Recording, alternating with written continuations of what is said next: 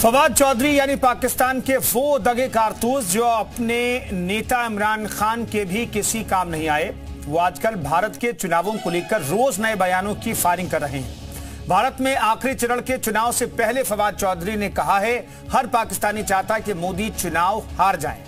उधर फवाद पाकिस्तान से एंटी मोदी मुहिम चला रहे हैं। इधर वो जिन पार्टियों को बिना शर्त समर्थन देने का ऐलान कर रहे हैं, वो भी फवाद को खरी खोटी सुनाने लगी है।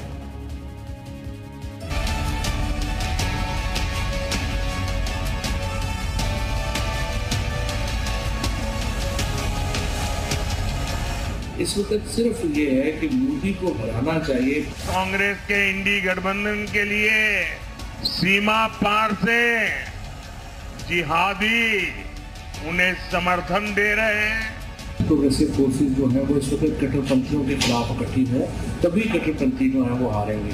ये आप शेख रशीद पार्ट 2 जो है वो बनते चले जा रहे हैं। मैं आपको ये बता दूं, ये काम शेख रशीद साहब के थे। वैसे पहले कहते हैं खाली दिमाग शैतान का घर होता है, और पाकिस्तान की सियासत में फिलहाल मक्खी मार रहे फवाद चौधरी के शैतानी दिमाग को बेचैनी में आजकल हिंदुस्तान की बहुत याद आ रही है।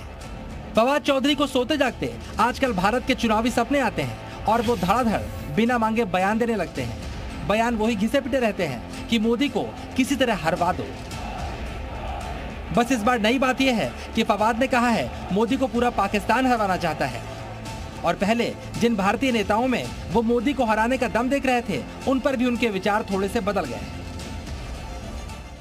ममता बनर्जी हो, राहुल गांधी हो, केजरीवाल हो, उनके पाकिस्तान को लेके या बाकियों को लेके कौन सा तो ख्यालात बड़े जबरदस्त हैं, या वो कौन से कोई अमन के लिए कमजोर लीडर हैं, वो कोई इतनी बड़ी कंट्रीब्यूशन तो नहीं कर सकेंगे। लेकिन मैं ये कहता हूँ कि इस वक्त चाहे वो कमजोर हो या जो भी हो, इस वक्त सिर्फ ये है कि मोदी को हराना चाहिए।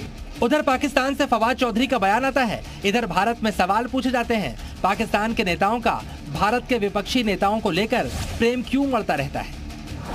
पाकिस्तानी नेता दुआ कर रहे हैं शहजादे को प्रधानमंत्री बनाने के लिए। पाकिस्तान उतावला है। पाकिस्तान और कांग्रेस की ये पार्टनरशिप अब पूरी तरह एक्सपोज हो गई है। हालांकि भारत के नेताओं को भी मालूम है कि पाकिस्तान से मिले किसी भी समर्थन का हिंदुस्तान में फायदा कोई नहीं, नुकसान काफी ज्यादा है।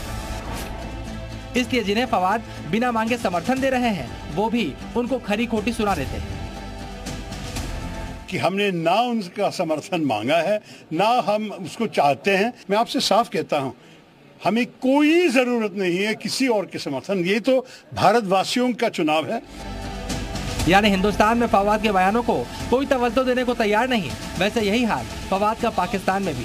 पाकिस्तानी एक्सपर्ट अब फवाद चौधरी का मजाक उड़ा रहे हैं और बार बार हिंदुस्तान के चुनावी दरिया में फवाद की बेवजह की डुबकियों की असली वजह भी बता रहे हैं। उठ के हर 2 दिन के बाद भारत के इलेक्शन के ऊपर बात करना शुरू कर देते हैं। ठीक है, मैं समझती हूँ, होता है जी, थोड़ी अटेंशन लेनी होती है। जाहिर है आप बहुत दिन से पॉलिटिक्स से बाहर है, मीडिया आपसे बात नहीं कर रहा है, मीडिया को आपसे बात करनी चाहिए, आपको एक लाइमलाइट में लाना चाहिए।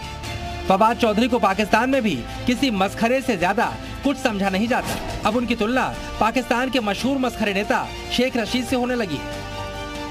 ये आप शेख रशीद पार्ट 2 जो है वो बनते चले जा रहे हैं। मैं आपको ये बता दूं, ये काम शेख रशीद साहब के थे। वैसे पहले कि वो भारत के बारे में कोई ना कोई स्टेटमेंट दे देते थे, कभी पाव के बम, तो कभी कुछ तो कभी कुछ।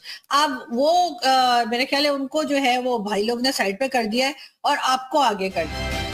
फिलहाल बार बार भारत के चुनावों पर बयान देकर फवाद को पब्लिसिटी मिल रही है, तो बयानबाजी वो करते ही रहेंगे, क्योंकि भारत और पाकिस्तान से मिलने वाली बेइज्जती के फवाद चौधरी पुराने आदि हैं। ब्यूरो रिपोर्ट, जी मीडिया।